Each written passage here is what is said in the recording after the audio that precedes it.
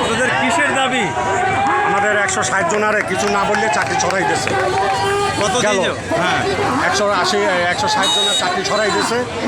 Plus সেই 160 জনের চাকরি করায় আমাদের ঝাড়ুদার গদিয়া আমাদেরকে বেতনও ঠিক মতন দিতে আসে না। 1 মাসের বেতন আরেক মাসে দেয়, যখন 2 দিন 3 দিন বাকি থাকে তখন বেতন দেয়।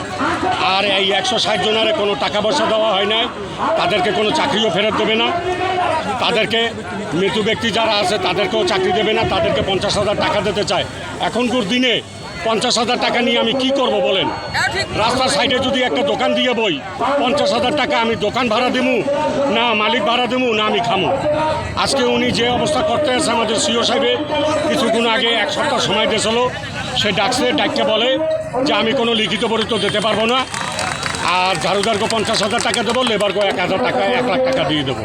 এই বললে উনি আমাদেরকে বিদায় দিয়ে দিয়েছে। তার জন্য আমাদের লোকজনে বলছে যে আমরা কাজ বন্ধ করি, আমরা রাস্তায় বইয়ে পড়বো। আপনারা কি দাবি মেনে নিছেন না নাই? না, দাবি মানে না।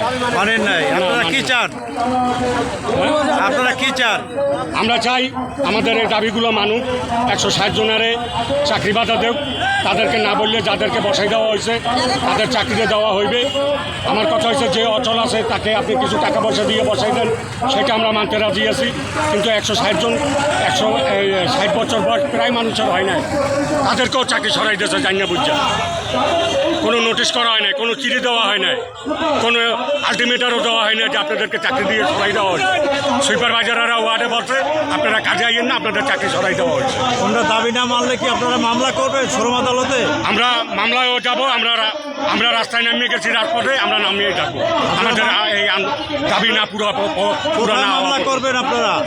আমরা আমাদের ন্যায্য পাওনা নিয়ে আমরা মামলা করবো। কোথায়? শ্রম আদালতে? হ্যাঁ, শ্রম আদালতে জি, মামলা করবেন? আমাদের ওনারের সাথে কথাবার্তা চলতে আছে। হ্যাঁ বলেন আপনি। আমার সভাপতি, সেক্রেটারি আছে, আচ্ছা, মনীষা দিদি আছে, ছাত্র বৈষম্যরা আছে, তারা এই ব্যবস্থাটা নেবে। ধন্যবাদ।